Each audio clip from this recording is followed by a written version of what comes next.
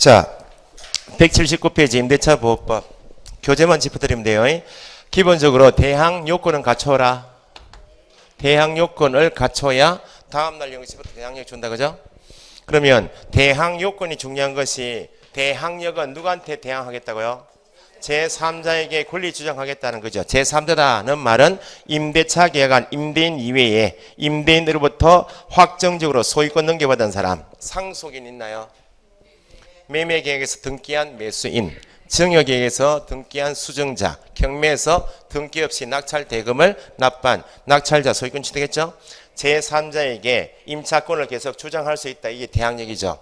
그러면 항상 제3자에게 권리 주장하려면 제3자가 그 물건에 권리자가 있네라고 인식할 수 있도록 뭐가 되어 있어야 한다?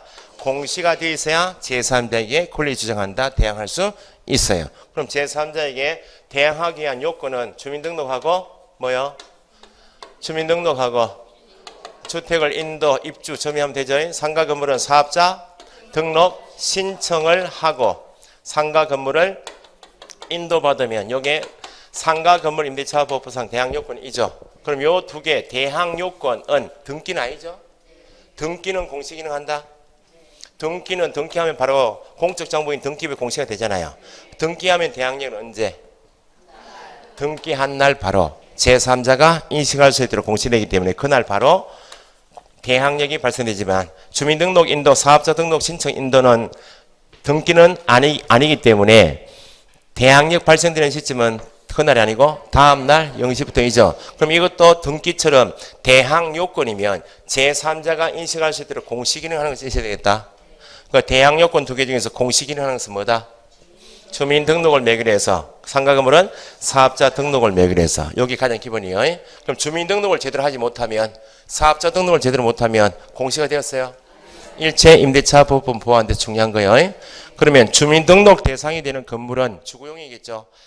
예? 주민등록 대상이 되는 건물은 주거용 건물일 것이고 사업자 등록 대상이 되는 것은 영업용 건물이겠죠.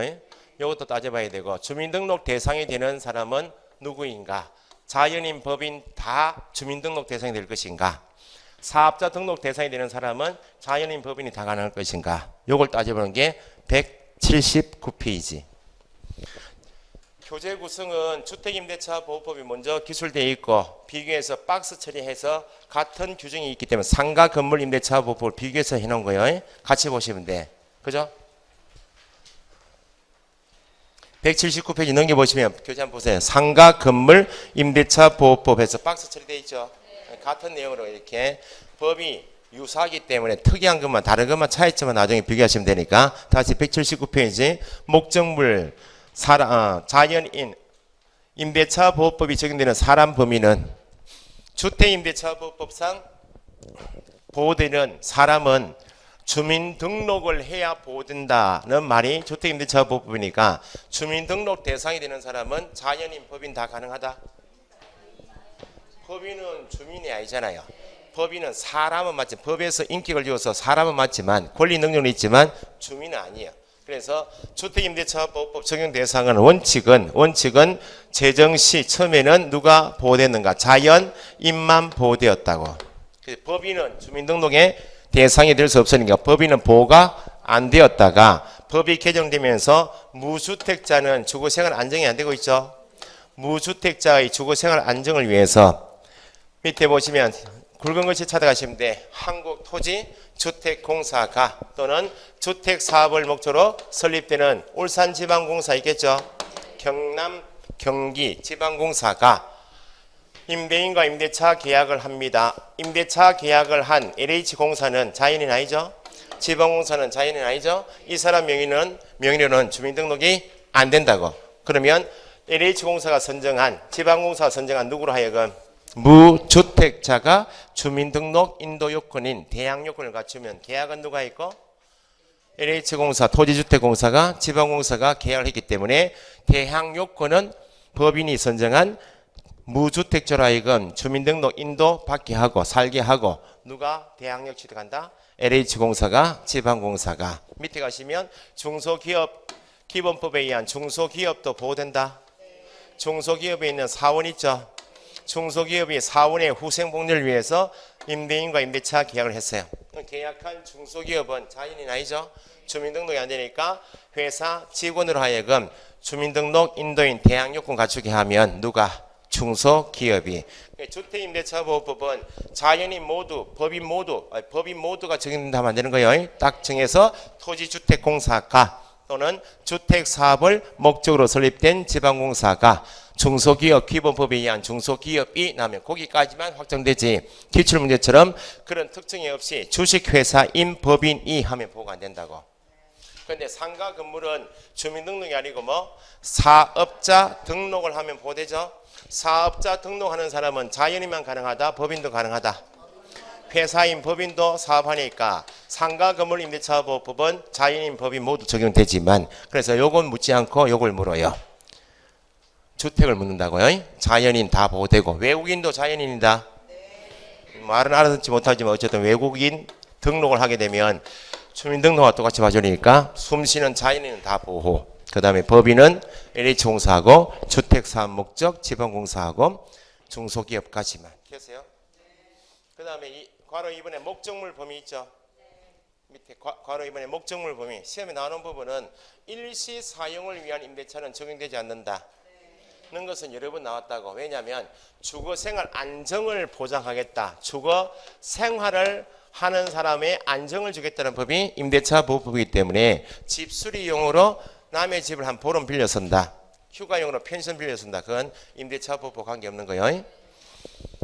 그것보다 요즘 나오는 것이 임차주택의 일부가, 굵은 글씨 있죠? 일부가 주거 외의 목적으로 사용되는 경우에도 보호될 것인가. 그러니까 컨디션 조절이 안 되면 일부가 주거 외에 여기 꽂혀버리면 또 X 한다고요.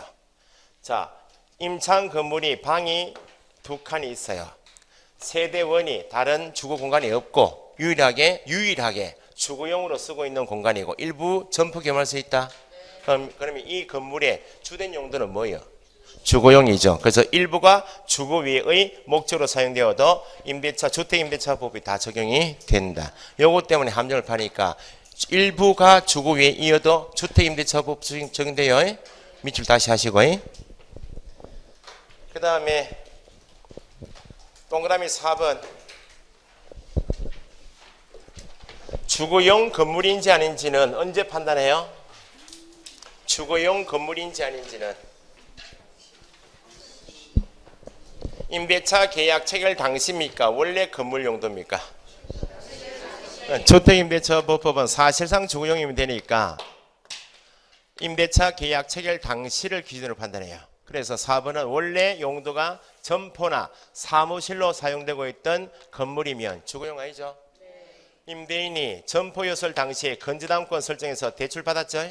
그 건물을 대출받아서 건재당권 설정한 다음에 임대인이 그 건물을 벽지 바르고 방을 만들어서 뭐로 만들었다? 주거용으로 용도 변경을 했다고. 용도 변경을 한 다음에 임대차 계약하게 되면 계약할 당시에는 뭐였고? 주거용이기 때문에 주택임대차법이 적용되는 건물 맞죠? 주거용 건물로 용도 변경한 다음에 임대차 계약을 했다면 임차인은 주택임차인 맞다? 소액임차인이 되었다. 소액임차인 나왔다. 요 자체에서 경매에 넘어갔다. 그러면 같은 건물이다 지금. 같은 건물이고 주거용으로 용도 변경된 후에 임차한 소액임차인은 주택임차인 맞죠? 경매에서 이미 그 건물 등기부에 선순위로 있는 건재당권자에 대해서 소액임차인은 보증금 전액이요 일정액이요? 일정액에 대하여 최우선 변제권 행사할 수 있다. 그게 4번 시험에 나왔어요. 점포 사무실로 사용되던 건물에 건저당이 설정된 후 그 건물이 뭐로 주거용 건물로 용도 변경이 되었다. 이를 임차한 소액임차인은 건저당권자에 대해서 보증금액 중 일정액을 건저당권자에 대하여 우선 변제권, 소액임차인 일정액 우선 변제권 줄임이 뭐예요? 최우선 변제권이죠. 확정일자부 임차인은 어떻게 표현해요? 확정일자 받은 임차인은 누구보다? 후순위 권리자보다 보증금 일정액 전액, 보증금 전액에 대하여 우선 변제받을 권리가 있다. 소액임차인은 누구보다? 선순위, 후순위 권리자 불문하고 줄이면 소액임차인은 다른 권리자보다 보증금액 전액이 아니고 일정액에 대하여 우선 변제받을 권리가 있다. 이렇게. 법에서는 확정일자 받은 임차인 후순위 전액 우선 변제권. 법에서는 소액 임차인 다른 권리자보다 일정액에 대하여 우선 변제권. 이름은 다 우선 변제권인데 내용은 다르죠. 그래서 이걸 구분하기 위해서 최우선 변제권이라 쓰는데 시험에서는 최우선 변제권이라 안 나오는 경우도 많아요. 그래서 무조건 우선 변제권이 있다 해서 이렇게 가면 안 된다고. 앞에 이름이 소액 임차인으로서 나오면 이 내용이고 확정일자 받은 임차인 나오면 이 내용이다. 아시겠죠? 그래서 지금 점포 사무실이었던 건물에 건조당이 설정된 다음에 주거용으로 용도 변경된 후 이를 임차한 임차인이 소액 임차인이면 보증금액 중 일정액에 대하여 우선 변제받을 권리가 있다. 됐죠? 상가 건물 임대차 보호법은 주택과 다른 것이 뭐예요? 주거 생활이 중요합니까? 경제 생활이? 비는 맞고 상가가 더 중요해요. 이제 아파트는 가졌다 지금. 비는 맞아도 소고기는 뭐해야 됐다. 돈 벌어가. 소고기는 못 먹어도 보리밥은 먹어도 비는 맞아야 되겠다. 주거생활이 중요해서 81년도에 만든 법이 주택임대차보호법, 20년 후에 시행된 법이 상가건물. 그래 차이점이 일단 임대차보호법은 무조건 뭐는 갖춰라. 대항 요건은 무조건 갖춰야 됩니다. 그래야 안정이 되니까. 대항 요건 갖춘 임차인이면 주택임대차보호법이 적용된다. 법이 적용된다. 주택임대차보호법에 의해서 보호된다. 라고 할 때 주택임차인이 임대차보호법에 의해서 적용 보호될 때 보증금 제한이 있다. 없어요. 그러니까 1억 이하 8천 이건 소액 임차인이면 일정인지 아닌지 봐야 되니까 일정 이하로 말 따지지만 임대차 보호법 자체가 적용되는지 임대차 보호법에 의해서 보호되는 임차인인지 할 때는 주거 생활이 중요하니까 여기는 보증금 제한이 없이 전체 임차인을 보호하기 위한 법이 주택임대차 보호법. 주거 생활이 안정이 되었죠. 그 다음에 대항 요건 갖춘 상가 임차인은 다 보호한다. 전면 다 보호하는 것이 아니고 보증금 제한이 있다. 그래서 그 표를 암기하셔야 돼. 맨 밑에 칸.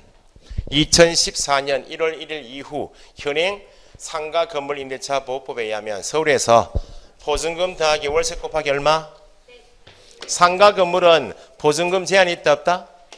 있으니까 보증금 더하기 월세 곱하기 100을 한 전체 금액이 서울에서 얼마? 4억. 과밀력 채권약 3억. 우리가 사는 동네는 2억 4천. 기타 1억 8천. 이하인 임대차만 원칙 전면 적용시켜 주겠다 그 말입니다. 그럼 우리가 사는 동네 보증금 더하기 월세 곱하기 100을 한 금액이 2억 4천을 초과하면 원칙 상가 건물 임대차 보호법이 적용된다. 원칙은 보호되지 않는다. 그래서 그 4억 3억 2억 4천 1억 8천은 알고 가셔야 돼. 지역이 요즘에는 옛날에는 누구나 다 아는 서울시만 물었는데 대구광역시 이렇게 나오게 돼요. 광역시 얼마요? 보증금 더하기 월세 곱하기 100을 한 전체 금액이 2억 4천 이하인 거 아닌가. 근데 법이 개정되면서 밑에 굵은 글씨가 있다. 밑에 칸에. 나중에 정리하겠지만 일정 금액 4억 3억 2억 4천 1억 8천을 초과하는 경우에도 몇 년 전에 강남에서 사업하고 있는 임차인이 단독 피켓 들고 국회 앞에 시위했다고. TV에 안 나왔나 이게? 나온지 모르겠죠. 몇 년 전이니까 그때는 밖에서 놀고 계셨으니까 모르겠죠. 그래서 일정 금액을 초과하면 약자가 아니기 때문에 보호를 일체 안 시켜줬다고. 그러다 보니까 비싼 데 가면 시설비가 더 많이 들어가잖아요. 권리금. 그래서 다는 여기는 일정액 이하이면 상가 건물 임대차 보호법에 있는 모든 규정을 다 적용시켜서 보호해요. 예를 들면 대항력 우선 변제권 다 최우선 다 적용시키지만 초과하게 되면 이 사람은 어쨌든 약자다. 임대인보다는 약자다. 그래서 다는 보호 안 되지만 기억 대항력 니은 계약갱신 요구권 기간 권리금 회수 기회 보호고 세 가지는 밑줄 꼭 하셔야 돼요. 보증금 관계없이 초과인가 이하인가 관계없이 대항력 주고 5년 동안 사업권 주겠다. 계약갱신 요구권 그 다음에 권리금 회수 기회를 보호해 주겠다. 대표적으로 대통령령이 정하는 보증금액을 초과하는 경우에도 적용되는 규정은 몇 개인가 하면 대표적으로 기억, 니은, 디귿은 곤란일 줄 아셔야 돼. 아시겠죠? 왜 대항력을 주고 계약갱신 요건 주고 권리금 주는 건 좀 이따가 교재 보면 다 설명드리고 그래서 상가 건물 임대차 보호법은 주택과 다른 것이 주택 상가는 다 대항 요건 갖추는 것이 기본인데 보증금 제한 없이 전체 임차인을 보호하는 법이 어떤 법? 주택 임대차 보호법. 일정 액 이하만 보여주는 것이 상가 건물 임대차 보호법. 그럼 다시 박스 위에 두 줄 나와 있죠. 두 줄. 차임 보증금 더하기 차임 환산에 월세 곱하기 얼마? 100을 합한 금액이 일정 액 이하. 그게 주택이요. 상가요. 그러니까 주택은 보증금 더하기 월세 곱하기 100을 하는 방식이 필요하다. 주택은 그런 방식 쓸 필요 없어요. 다 적용시키니까. 보증금 더하기 월세 곱하기 100을 해서 적용 대상인가 아닌가는 상가 건물만 해요. 그 다음에 당연히 사업자 등록 대상이 되는 어떤 건물? 상가 건물, 영업용 건물 임대차에 적용되기 때문에 주택이 아니면 다 상가 건물 임대차 보호법 적용돼요? 아니죠. 교회 같은 것도 건물이잖아요. 종친의 사무실, 동창의 사무실처럼 주택은 아니지만 사업자 등록이 안 되는 영업용 건물이 아니면 적용 대상이 아니다. 최근 시험 나왔던 겁니다. 둘째 줄 나와 있죠. 자, 대항력이 뭐인가? 대항력은 뭐만 갖추면 된다? 인도 등록인. 이거 이름 뭐요? 인도받고 주민등록 사업자 등록. 대항요건 아니야. 이름 따라가시면 돼. 대항력은 대항하기 위한 요건만 갖추면 대항력이 나오는 것이지 기출문제처럼 너무 쉬워서 틀린 거 아니야? 대항력을 취득하기 위해서는 임대차 계약서에 확정일자 받아야 한다. 확정일자를 받아두면 나중에 유리 편하겠지만 대항력 자체만 취득할 때는 뭐만 갖추면 된다? 대항요건만 갖추면 되지. 옆에 확정일자 X 돼 있죠?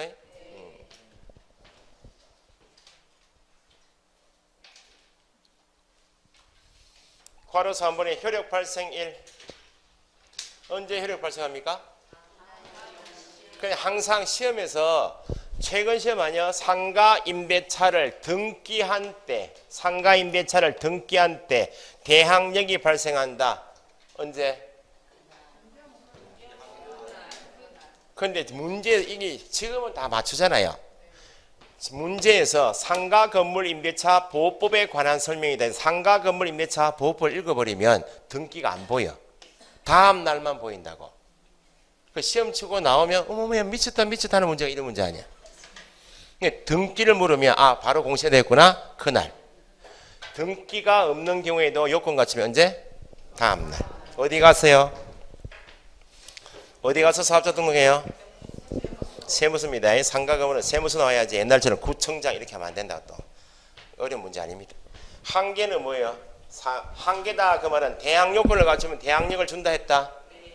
대항 요건을 갖추면 대항력을 주어서 주인이 바뀌어도 제3자에 넘어가도 계속 사용 수익할 수 있고 기간 끝나면 보증금 받아 나눌 수 있도록 해주는 게 대항력 아니야?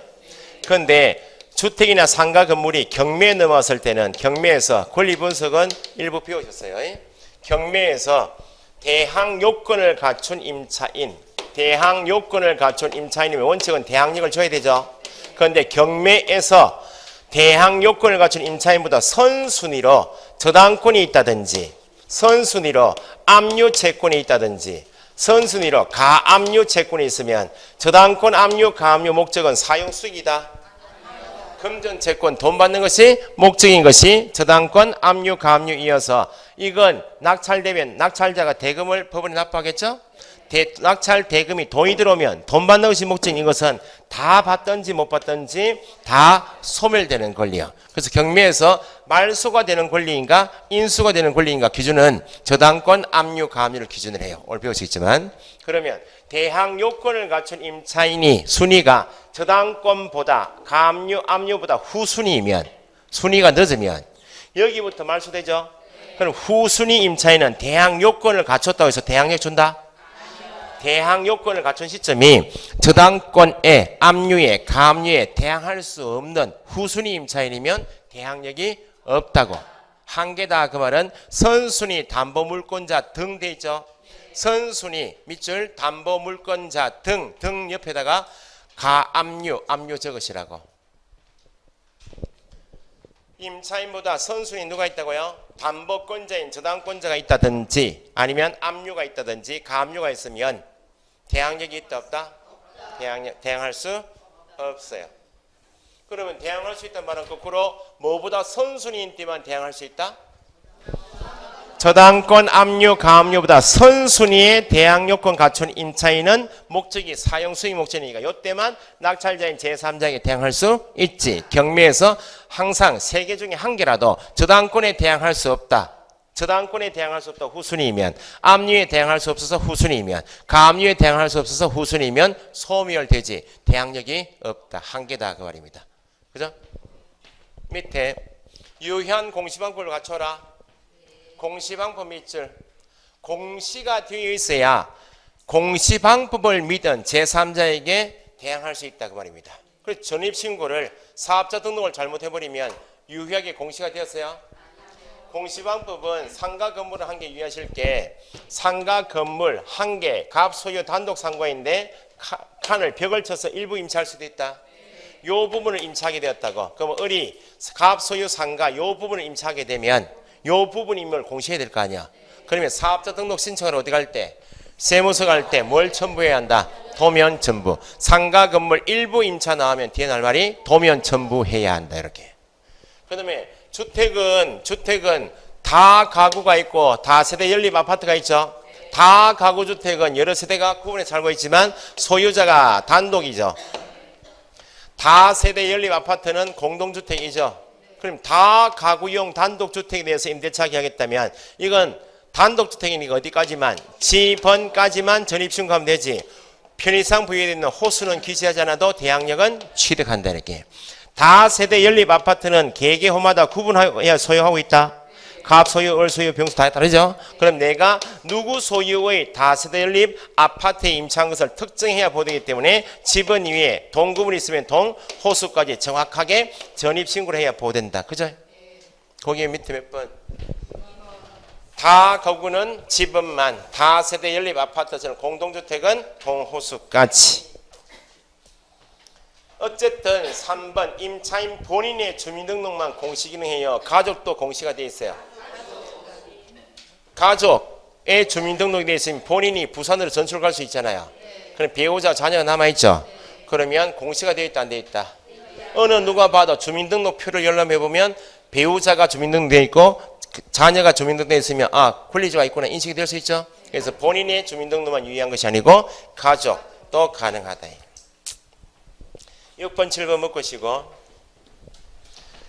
전입신고를 하러 임차인이 자기가 임대차 계약한 지번과 호수를 정확하게 기재해서 전입신고서 제출하고 입주를 했다고. 전입신고서를 받은 공무원이 주민등록표에 기재될 거 아니야? 착오로 잘못 기재했다고. 대항력 있어요 없어요? 임차인이 제출한 전입신고가 제대로 되었다면 공무원이 착오로 주민등록표에 잘못 기재해도 보호가 돼. 대항력이 있다고. 그게 6번이요. 7번은 뭐인가? 올바르게 제출을 처음에 했는데 공무원이 착오로 주소지 잘못 적어왔네요. 수정해 오십시오 라고 받고 듣고 잘못된 전입신고서를 제출했고 최종으로 가져온 것이 잘못된 것이죠. 공무원이 그대로 전입신고하게 되면 유효하게 공시된 것이 아니므로 대항력 취득할 수 없다. 그래서 올바르게 제출했다 끝 나오면 대항력 취득해요. 올바르게 제출하였으나 공무원이 착오로 수정을 요구하여 잘못된 전입신고서 제출하였다 나오면 대항력 없어요. 아시겠죠? 6번 정확한 지번과 동호수로 전입신고서를 작성하여 제출하였는데까지만 나오면 보호돼야 안 돼요? 보호되는데 뒤에 담당 공무원이 착오로 수정을 요구하여 잘못된 지번으로 수정하고 전입신고서를 다시 작성하여 제출하였다. 그대로 전입신고되면 공시가 제대로 된 거 아니에요? 대항력 취득할 수 없다. 7번 임차인이 전입신고를 임차 건물 소재지 지번으로 올바르게 하였다면 대항력이 발생되는 것이 있죠. 공무원이 착오로 잘못 기재해도 대항력 취득할 수 있다. 괄호 6번의 판례는 옆에 3번 뒤에 동그라미 3번 체크하시고 그 다음에 6번 체크하시고 8번 체크하시고 3번은 앞에 굵은 글씨가 핵심이요. 주택을 실제 주거용으로 사용 수익할 목적 없이 밑줄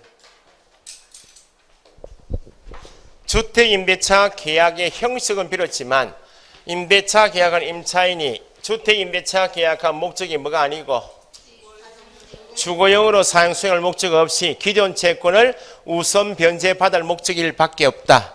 그러면 주택임대차 보호법이 적용돼야 안 돼요? 거기가 읽고 안 된다 하면 대항력 줘야 안 줘요?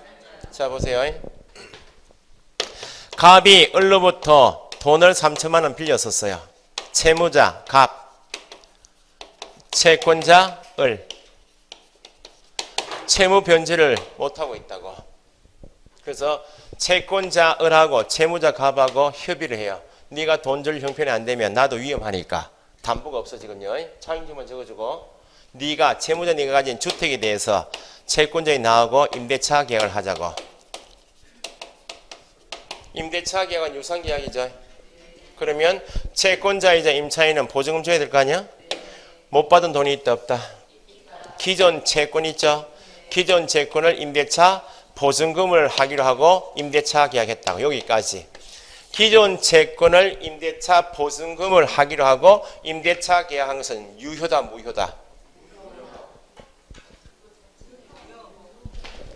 뭐 때문에 무효요? 이게 103조 위반이에요 지금? 아니죠. 얼마든지 받을 돈이 있다. 이걸 보증으로 통치자 할 수 있나 없나요? 여기까지는 유효하다고. 그럼 임대차 계약한 채권자가 임대차 보법상 대항 요건을 주민등록했겠죠. 한 목적이 실제 주거용으로 사용 수행할 목적이 있는가 아닌가 그게 답이라고. 이 사람도 전세집을 이 돈 받아서 전세집을 구하려고 했는데 돈을 못 받았어요. 그러면 채무자 소유 집에 대해서 임대차 계약하고 주택에 대해서 하고 대항 요건 갖추고 실제 주거용으로 사용 수행할 목적이면 보호돼야 안 돼요? 보호돼야 되겠죠. 그런데 임대차 계약의 형식을 빌어 채권자인 임차인 명의로 대항 요건을 갖춰서 실제 임대차한 것으로 주택 임대차는 보이지만 실제 주택을 주거용으로 사용 수행할 목적 없이 못 받은 기존 채권을 최우선 변제, 우선 변제 받을 목적인 채권자와 채무자 간의 임대차 계약은 보호가 돼야 안 돼요? 뭐로서 무효? 통정 허위 표시로서 무효. 이거 민법 판례도 나올 수 있겠죠? 무효니까 대항력 준다 안 준다? 안 준다. 그냥 핵심 단어가 실제 주택을 주거용으로 사용 수행할 목적 없이 나오면 통정 허위 표시 대항력 주면 안 돼요. 굵은 글씨가 읽고 안 읽고 읽기 너무 좀 편하죠? 민법책도 밑줄 꺼놨죠? 민법책 내년에 이렇게 제가 만들 거예요. 좀 달라 해가지고. 민법책 3번 보셔야 돼. 6월까지. 1, 2차 동차하시는 요약집 3번 보시라고 해. 3번 보기 쉽지 않아요? 이렇게 넘기면 3번이잖아요. 처음 보시는 분이 한강에 낮게 다 쪼개겠다. 공부하시는 스타일 딱 보면 연습장 갖다 놓고 처음부터 막 한 장 한 장 다 쪼개 적다 보면 옆에 박스에 연습장은 이만큼 쌓여 있어요. 진도 책을 한 번 못 봐. 그건 상대평가 공부죠. 나중에 한 개 더 맞춰야 된다. 암기를 한 개 더 해야 되니까. 그럴 필요는 없다고. 처음 공부하실 때는 쭉 모르는 부분이 80%도 넘어가셔도 관계없어. 어차피 모르니까 그걸 알려고 하시면 안 된다고. 두 번째 넘어오시면 진도 나가는 부분 좀 알 거 아니야?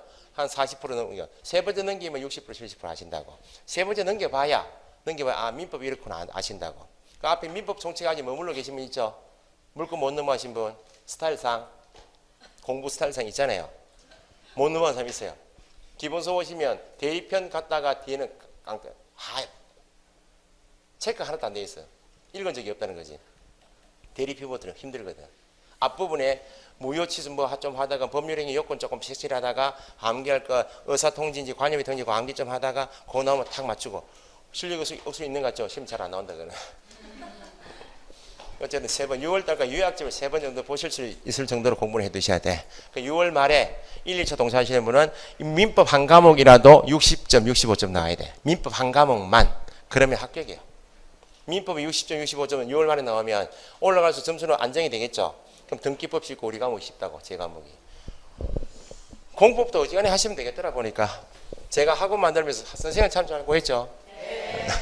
잘 이용하시라고.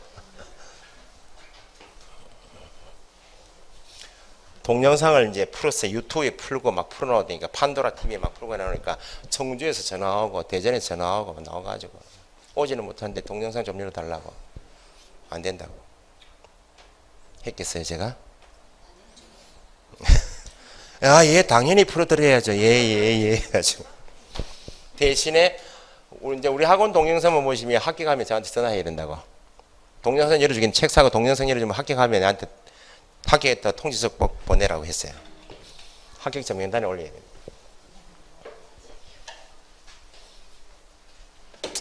자, 6번.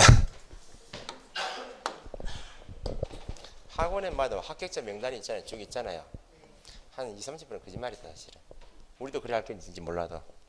학원끼리 합격자 명단을 교환하기도 해요. 합격자 모임 가면 요만큼밖에 없어. 명단은 이만큼 있어. 광고용. 학원 다녀보면 아시고. 자, 매매 계약과 동시에 뭐 했다? 임대차 계약한 경우. 그 말은 매도인이자 현재 임대차 계약한 사람이 있겠죠. 그 말은 내 주택을 돈이 필요해서 팔면서 계속 살려고 임대차 계약했다. 매도인이자 현재 임차인이 임대차 보법상 대항력을 언제 취득할 것인가 그 말이죠. 자, 보세요. 갑이 자기 처하고 주민등록을 하고 살고 있었죠. 그 말은 대항력 임대차 보법상 대항력권을 갖추고 거주하고 있다가 을하고 주택 매매 계약을 한다고요. 매매 계약을 함과 동시에 계속 살 목적이고 여기는 입주 목적이 아니고 투자 목적이고 그래서 임대차 계약을 했어요. 현재 매도인이자 현재 임차인의 대항력은 언제인가? 자, 보세요. 암기하시면 쉽지만 대항력은 누구한테 대항한다고요? 제3자는 누구요? 뭐 상속인, 수증자, 매수인 이렇게 암기를 하시잖아. 그 말은 상속인은 피상속인이 사망하면 소유권 넘어와 있잖아요. 매매 계약하면 뭐 해야? 등기가 넘어야지. 그러면 제3자에게 대항하려면 제3자가 이 사람 돼야 될 거 아니야. 제3자가 되는 시점 언제예요? 소유권 이전 등기한 때 제3자 되죠. 그러면 대항 요건을 이미 갖추고 있다. 갖추고 있잖아. 살고 있었잖아요. 그러면 매매 계약하고 다시 임대차 계약에서 이 사람이 계속 살게 되면 주택임대차 보법상 대항력은 매수인 명의로 등기한 날 대항력 나오겠어요? 이 사람은 대항 요건을 갖추고 있었잖아요. 대항력은 몇이요? 아니 등기한 날 대항력이 나온다 해버리면 대항력은 몇이요? 그런 거 못 봤는데 저는 9시라는 거 못 봤는데 아니 이미 주민등록을 하고 10수년 동안 살고 있었다고 매매 계약해서 등기 넘어왔다고 이 사람이 매도인이자 임차인 아니요? 그러면 이 사람의 대항력이 매수인 명의로 등기한 날 대항력이 발생한다 해버리면 대항력은 몇이요? 용시 아니요? 등기는 몇 시가 돼야 돼? 야가 제3자 됐어요 안 됐어요? 영시에는 대항력이 있어요 없어요? 제3자가 안 돼 있다고. 그러니까 제3자에게 대항하려면 매수인 명의로 뭐 하고 등기하고 그 다음 날 되어야 대항한다고. 예?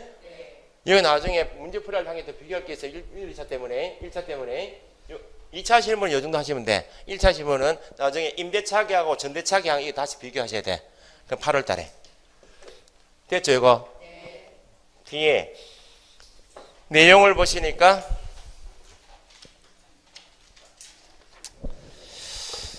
주택에 대하여 소유권 이전 등기를 격려하고 주민등록까지 마친 다음 처와 함께 거주하다가 타인에게 매도함과 동시에 그로부터 매수인으로부터 이를 다시 임차하여 계속 거주하기로 약정하고 임차인을 매도인의 처도 주민등록 되어 있었겠죠?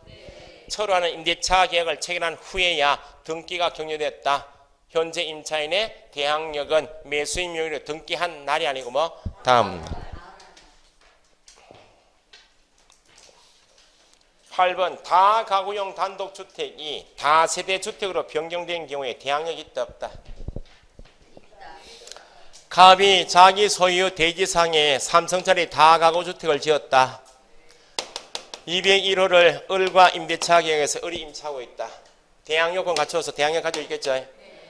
여기는 단독 등기겠죠. 다 가구니까 그 후에 그 주택을 개개호마다 쪼개가지고 구분 등기 다 했다고. 다 세대로 용도 변경했다고. 건물은 같다. 임차인 똑같다. 다 가구주택을 다 세대로 용도 변경됐다는 사정만으로 다 가구였을 당시 임차인의 대항력은 당연히 소멸되는 것은 아니다. 아시겠죠?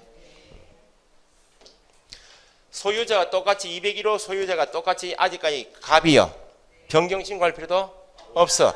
만약에 갑이 201호 임대차 계약하고 을이 임대차 계약을 해서 대항력을 취득했는데 현재 을이 임차하고는 201호를 구분 등기했죠. 병에게 팔았다고. 그러면 소유자는 바뀌었어요? 안 바뀌었어요? 바뀌었잖아요. 그럼 내가 누구 소유의 다세대 몇 호인지 몇 동인지 구분해야 될 거 아니야. 그럼 뭐만 변경 신고하면 돼? 동호수 변경 신고만 하면 종전의 대항력이 유지가 된다. 이렇게. 그러니까 1판례는 다 가구주택을 다 세대로 용도 변경했다는 사정만으로 임차인의 종전의 대항력이 상실되는 것은 아니다. 나중에 실무상에는 다 세대로 변경된 후 소유자가 바뀌면 뭐는 변경 신고하라고? 동호수 변경 신고만 하면 된다 그 말입니다. 그 밑에 둘째 줄 그 후 다 가구용 단독주택이 다 세대주택으로 변경되었다는 사정만으로 임차인이 이미 취득한 대항력을 상실하게 하는 것은 아니다. 상가 건물 임대차 보법상 대항력은 어디에 가서? 세무서에 가서 인도 사업자 등록 신청하면 되죠. 언제부터 대항력? 다음 날부터. 4번 있나요 동그라미? 자 보세요. 이게 이제 판례가 쭉 나오면 임대차 보법상 대항 요건을 갖춘 임차인은 대항력 있죠. 언제부터? 다음 날부터. 예? 대항 요건 갖추고 확정일자 받으면 뭐가 있고? 우선 면제권 있죠. 요거하고 그 건물 주택이나 상가 건물에 대해서 전세권 설정 등기할 수 있다. 전세권 설정 등기했다고. 임대차 보법상 대항 요건을 갖춘 임차인이 대항력을 취득한 후 주택 임차인 가족 전원이 일시적으로 주민등록을 다 이전한 경우 다시 그 후에 같은 주택에 재전입 신고했다고요. 대항력을 취득한 상가 임차인이 세무서에 가서 폐업 신고를 하였다가 다시 같은 건물에 같은 상으로 재사업자 등록했다고. 종전의 대항력 우수면이 유지된다. 대항력 하려면 제3자에게 공시가 되어 있어야지. 전원이 다 빠져버리면 주민등록부가 다 깨진 거 아니에요? 깨끗하죠? 폐업 신고했단 말은 사업자 등록이 말소된 거 아니야? 종전의 대항력 우선 면역은 다 소멸되고 재전입 신고한 때 다시 사업자 등록할 때 새로운 권리 취득해요. 자, 전세권 설정 등기했죠?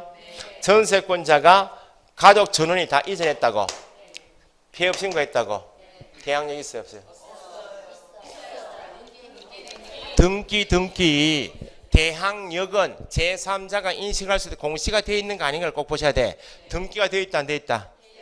등기가 되어 있으면 대항력은 유지가 된다. 그 나중에 더 배워줄게. 임대차 계약한 임차인이 자기 지위가 불안하죠 지금. 자기 지위를 강화할 목적으로 전세권 설정 등기 마쳤다고. 그러면 임차인 지위도 있고 전세권자 지위도 있다. 그럼 주택 임차인이 등기를 한 다음에 이사를 갔다고. 그러면 어떤 법에 의한 대항력은 깨졌어요? 임대차 보호법에 의한 대항력 우선은 다 상설되지만 뭐로서? 전세권 등기로서 대항할 수 있다. 그거 나중에 배우신다고. 민법에서 들어보시죠. 그 내용이에요 지금. 밑에 둘째 줄에 사업자가 임차인이 폐업 신고를 하였다가 찾으셨어요? 폐업 신고하였다 몇 줄? 기존의 대항력 우선 변경권이 있어요 없어요? 뒤에 대항력 우선 변경권이 그대로 존속한다고 할 수 없다. 어디에 속으시면 안 되는가? 다시 같은 상호, 같은 등록번호로 다시 등록했다. 그게 속으시면 안 돼. 폐업 신고함과 동시에 주택이면 가족 전원이 이전함과 동시에 종전의 권리는 싹 다 소멸. 새로운 권리 취득한다. 박스 밑에 우선 변제권은 대항요건 뒤에 뭐 갖춰야 한다? 확정일자. 확정일자를 받으면 대항요건 이외에 임대차 계약서 원본만 가지고 가서 주택이면 어디 가서? 읍면 동사무소, 시군구 출장소, 법원 등기소, 공증인 사무소 그게 확정일자 부여기한이고 상가 건물은 어디에서 확정일자 찍어져요? 세무서야. 가서 확정일자 도장을 받아두면 대항 요건 이외에 한 개 더 갖췄죠? 주택이나 상가 건물이 어디 넘어갔을 때? 경매에 넘어갔을 때 누구보다? 후순위 권리자보다 보증금 제한이 있다 없다?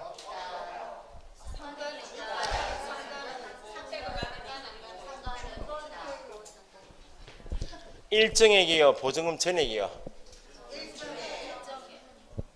땡땡땡땡땡 땡땡땡 다 땡이 무슨 일정액이 어디 지금 확정일자인데 일정액이 어디 있어 지금? 무슨 귀신 들어온 거예요 지금? 아 어제 배웠던 개론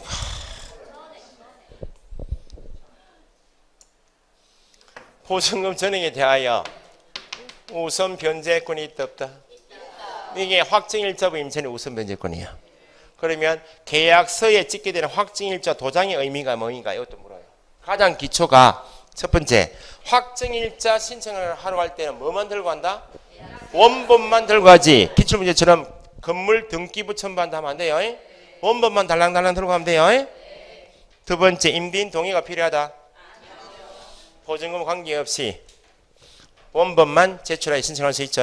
2번 체크하시고 계약서에 받게 되는 확정일자 도장 있죠. 확정일자는 뭐 할 때 필요하다고? 우선 변제권 행사할 때 필요하죠. 계약서 원본에 받게 되는 확정일자 도장의 의미가 뭐인가? 아파트 임대차 계약서를 썼는데 보증금은 2억 원 찍혀 있고 확정일자를 3월 10일 날 확정일자 도장을 받았어요. 동사무소 가서. 그런데 아파트 임대차 계약서에 확정일자를 받았는데 아파트 명칭도 빠져 있고 전유 부분에 동호수 기재가 빠졌다고. 어디에? 계약서에. 계약서 기능은 뭐? 장롱석에 묻혀있는 계약서가 임차권을 공시해요? 후일 분쟁이 있으면 증거로 남겨둘 목적이지. 공시는 뭘 매개해서 공시가 되어 있고 대항 요건인 주민등록을 매개 공시가 되어 있고 확정일자 도장의 의미는 확정일자 언제 받았어요 지금? 확정일자 도장은 확정일자인 도장을 받은 날짜 일자 현재 며칠? 3월 10일 받았죠? 현재 앞으로 주택이나 상가 건물이 경매 넘었을 때 누구보다? 후순위 권리자보다 우선하여 변제 배당받을 보증금액을 미리 확정시켜 두었다가 혹시 경매 넘어가면 확정일자 받을 당시 보증금 얼마? 2억이면 2억만큼 누구보다? 후순위 권리자보다 우선하여 배당받도록 해주겠다. 그것이 확정일자 도장의 의미요. 그래서 2번은 확정일자를 받은 계약서 밑줄. 확정일자 받은 계약서가 있다. 그러면 보증금은 확정되었다. 그럼 그때 확정일자 요건을 갖췄다 못 갖췄다? 확정일자 요건을 갖추지 못하였다 볼 수 없다. 갖췄다 못 갖췄다? 그러니까 계약서 상에 동호수 기재가 빠졌네 아파트 명칭이 빠졌네 그건 상관없는 거예요. 어디에서는 너무 큰일이다. 아파트 명칭이나 전유 부분의 동호수 기재가 어디에 빠져버리면 큰일이요.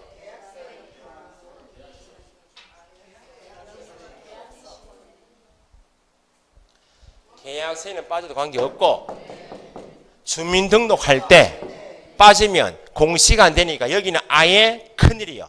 대항 요건 할 때 주민등록을 할 때 아파트 임대차 계약인데 명칭 빠지고 전유 부분에 동호수 기재 빠져버리면 공시가 되었어요. 안 되면 임대차법 일체 보고하는 큰일이지만 계약서 기능은 대항 요건인 주민등록처럼 공시 기능이 아니고 증거 기능밖에 없고 이미 계약서에 뭘 받아두었다면 확정일자 받아두었다면 확정일자 받을 당시에 보증금이 확정되었다. 요 의미밖에 없다고. 어디에 속으시면 안 된다고.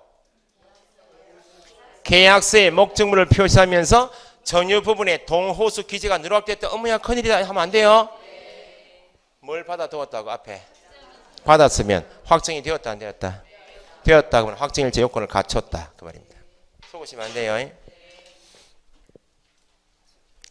확정일자부 임차인의 우선 변제권은 누구보다? 우선하여 보증금 관계없이 변제받을 수 있죠. 우선 변제권 효력 발생 일이 중요해요. 우선 변제권은 이제 보세요. 대항 요건만 있을 때는 뭐만 따진다? 대항 요건만 갖췄다. 대항 요건만 갖추고 확정일자가 없으면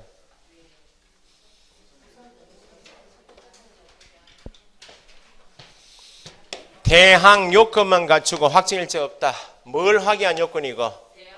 대항 확인한 요건이니까 제3자에게 대항을 할 수 있는 대항력이 있다 없다만 따진다 하면 살 수 있다 없다만 따지지. 이건 배당받는 권리요. 여기는 배당하고 전혀 관계없는 거예요. 대항 요건을 갖추고 임대차 계약서 원본에 확정일자 받아두면 제3자 관계 있어요? 확정일자부 임차인이 우선 변제권은 제3자 관계 있어요? 제3자에게 살겠다는 권리가 아니고 법원에 가서 배당받고 정리하겠다는 권리요. 아시겠죠? 그러면 우선 변제권의 권리 핵심은 살겠다는 권리가 아니고 배당받고 정리하겠다는 권리이기 때문에 주택이나 상가 건물 한 개 부동산이 경매 넘어왔는데 그 부동산 등기 부분이니까 저당권 설정 등기가 되어 있더라고. 3월 10일.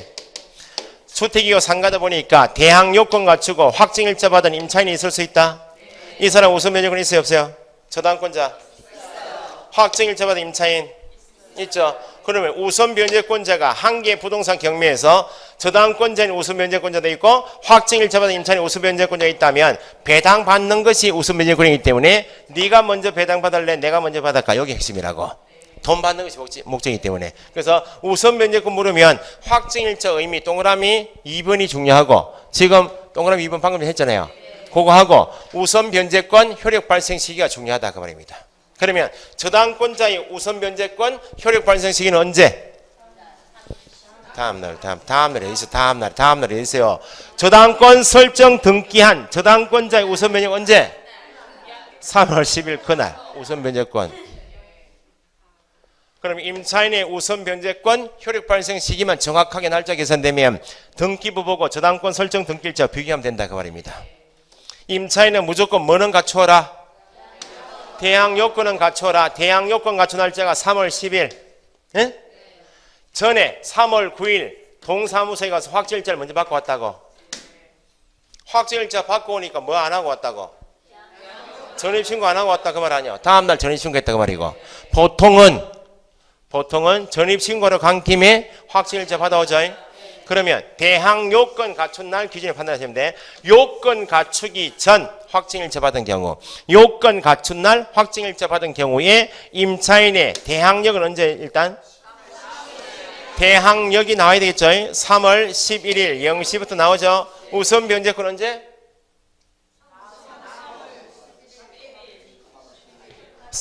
요 경우는 똑같아. 3월 10일이요 3월 11일이요 3월 10날은 아무것도 없어. 대항력도 없고. 임대차법은 안정시켜 주겠다. 안정을 주겠다는 법 아니야? 안정이 되려면 제3자에게 대항할 수 있어야지. 그래서 대항 요건 갖추기 전 확정일자 받거나 대항 요건을 갖춘 날 확정일자 받은 경우에 임차인의 우선 변제권은 대항 요건 갖춘 날이 아니고 다음 날 0시 소위 뭐가 발생되는 날? 대항력이 발생되는 날 똑같이. 아직 멀었어요. 가만히 있어봐요. 저당권 설정 등기 며칠? 대항 요건 갖춘 날짜 며칠? 뭐하고 뭐가 같으면? 천천히 읽어요. 저당권 설정 등기 일자와 대항 요건 갖춘 날짜 같으면 누가 항상 우선한다? 저당권자 우선한 거 아시겠죠? 임차는 다음 날이요. 밑에 우선 변제권 효력 발생일에서 주택의 인도 주민등록 이름이 뭐? 대항 요건 마친 당일 밑에 3월 10일 마친 당일 3월 10일 괄호 3번에 우선 변제권 효력 발생일이요. 주택의 인도 주민등록 마친 그런 말 같은 말 대항 요건 갖춘 당일 3월 10일 또는 그 이전 밑에 이전 3월 9일 마친 날 3월 10일 이전 3월 9일에 임대차 계약서에 뭘 받아두었다? 확정일자를 받았습니다 하면 우선 변제권은 3월 10일이요 3월 11일입니까? 대항 요건인 주택인도 주민등록 마친 날 아니고 마친 다음 날 소위 뭐가 발생되는 날? 대항력이 발생되는 날. 그거하고 밑에 괄호 4번에 한 줄 나와 있죠. 저당권 설정 등기 1 밑에 3월 10일 대항 요건 갖춘 날 3월 10일 뭐하고 뭐가 같으면? 저당권 설정 등기 일자와 대항 요건 갖춘 날짜가 같으면 누가 항상 우선한다? 저당권자가 우선한다. 됐어요? 쉬었다 하겠습니다.